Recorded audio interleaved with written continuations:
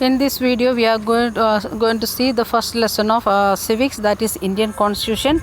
And first one is why does a country need a constitution? There are some reasons. We have seen that 3 reasons.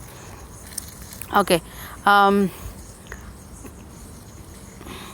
First, there are some important several purposes of your constitution, or what are the objectives of constitution, or the why it is needed. First one, it lays out the certain ideals that the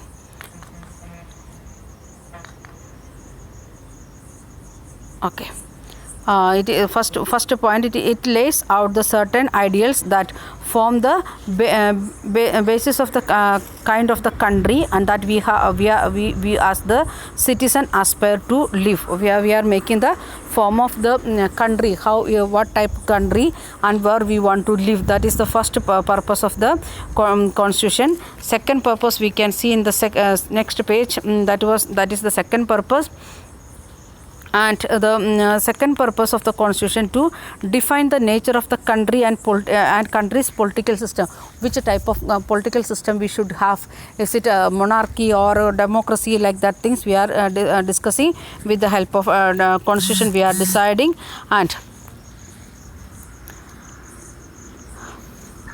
what how we want to select our leaders, like that things we are discussing with the help of our constitution.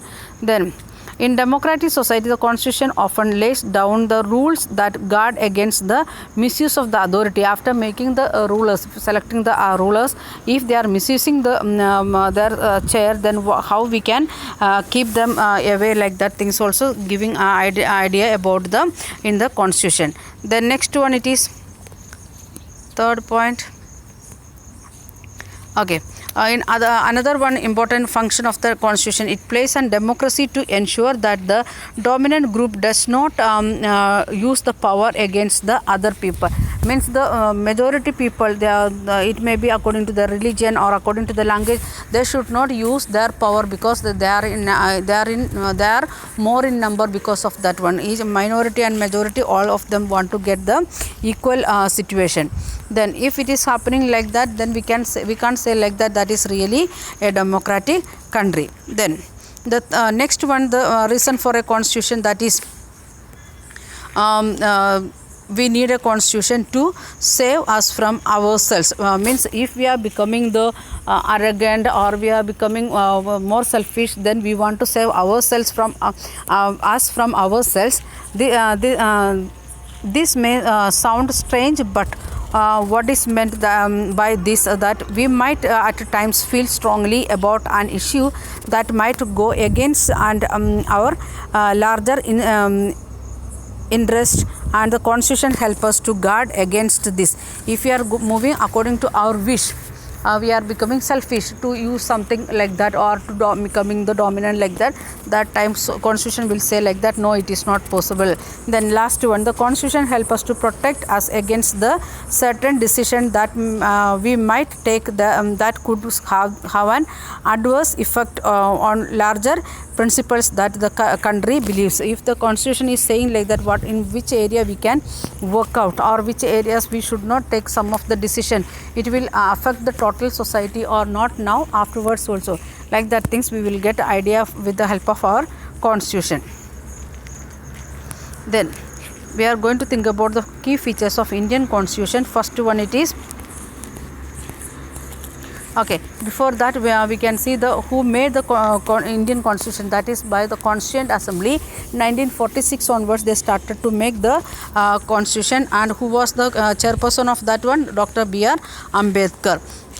And first key feature of characteristics of Indian constitution, that is federalism. We are having the different steps of the government, central government, state government, and local government, like that is known as the federalism. The next one, the parliamentary form of the government. We are following the parliamentary form of government. We are electing our representative, and that representative ruling us.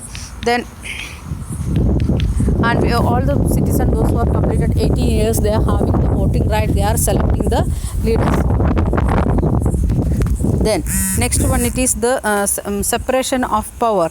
we can see the according to our constitution we are having 3 organs in our country, that is legislature, executive and judiciary, and each and every having the separate power and separate duties also, functions and work of that one, it is separate. And here we are using the state instead of country, we are using in the constitution state, that shows the means that the country. Then next one, it is fundamental rights. Fourth feature of our constitution is fundamental rights. We are having the fundamental rights that we already explained from which article it is like that. First one, it is right to equality, right to freedom, right against exploitation, right to freedom of religion, cultural and educational rights, then right to constitutional remedies. These are the fundamental rights of the Indian people. Next point, it is secularism. Secularism means there is no official religion. We can believe in any one of the religion according to our option. If you want to feeling like that, I don't want to believe any religion, that also possible here in India. That are the key features of Indian secularism. So we will continue with the textbook solution. Okay. Why did the people of Nepal want a new constitution? Because they don't have, they are missing the constitution, that's why they are thinking about to make their own constitution.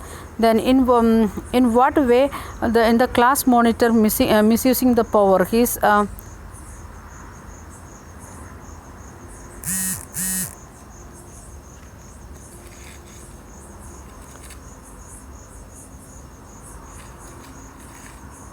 okay, come to question number 14. Page number 14, textbook backside question. Why does democratic country needs a constitution? We have said like that for 4 steps of the thing. You can here it is given as a paragraph, you can write point 1, 2, 3 like that. You are familiar with that one, how you should do that one. A basic principle of democracy abides by a freedom, however granting it in absolute terms may lead to unjust misuse of the fundamental rights. That's why we need a constitution. Then constitution of a democratic country follows 4 basic guidelines. First, it upholds the ideals of the representative country, define the type of the society we live. Second one, it defines the nature of the country, a country's political system which runs in the nation. With example of Nepal was a monarchy up to till 2006. Then when the people movement finally they started made it to democracy with its constitution. Third one, the constitution works as a safeguard against the tyrannical use of the power of the dominant groups against the minorities. Then for example also given, the caste minority, religious minority, majority, like that examples it is given. Then last one, lastly, the constitution protects us from ourselves when we are asserting ascertaining that our whims and means according to our interest, when we are started to move, that time it is making us to be safeguard. That's why we need that is the need of the constitution or the importance of the constitution. Then look at the wordings into the 2 documents given below, and first column in the form is from 1990 Nepal constitution. Second column is from the more recent interim constitution of Nepal. 1990 constitution Nepal, it is given like that. Page number part 5, executives part 7. Article 35, executive power. The executive power of the Kingdom of Nepal shall be vested in the His Majesty and the Council of Ministers. His Majesty means the King, and then his ministers. Then Article 37, executive power. The executive power of the Nepal shall be vested in the Council of Ministers. And what is the difference in two in this means in the first one it is we can understand His Majesty means it is from the monarchy, and executive power it is given in two constitution of the Nepal. In 1990 constitution the power was vested with the king and his council, and second one it is giving the executive power in the hands of the council of ministers. That is the change, and first one it is shows the monarchy and second one it shows the democratic government. Then what would happen if there is no restrictions on power of elected representative? Then they may become the what we can say autocratic naturally, because there is no restriction. What they want they can do like that. If there were no restriction on the power of elected representative, then the chance of power being used fairly about be higher. There is a chance to become the using the or misuse of the power. So we want to keep the checking on the what we can say representatives also. Then each of the following situation, identify the minority, write one reason why you think it is the important to respect the view of the minority in each of these situations. In a school which 30 students, 20 of them are male. Then who is the minority? That is female. Answer is 10 female teachers. They are the minority. Our society is predominantly patriarchal, meaning male dominant, and 10 female teachers must be allowed space to voice their opinion, so that their effort at teaching and are not hindered by other majority status. Second one, in a city 5% of the population are Buddhist. In that minority it is Buddhist people only 5%. So we want every culture has its own unique tradition and principles. Thus the Buddhist population in the city must not be forced to follow the dominant religion of the city. It may be Hindu or Muslim, that we should not say them to live like that according to that. Then in a factory mess for all employees, 80% are vegetarians. Then 20% non-vegetarians are the minorities, and the factory mess must make the provision for the meat for the non-vegetarians workers, since it is a integral part of the diet. So very few members are only there, but the company want to take care about the diet of the people. Then last one, in the class 50 students, 40 belonging to more well-off families. Then 20 we can see the 10 students, they are coming from the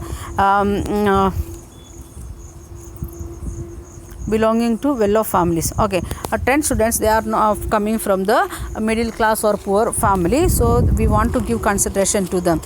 This is the one reason why most schools make it compulsory for students to wear uniform, because we can't understand from which class and like that things if you are wearing the uniform. Then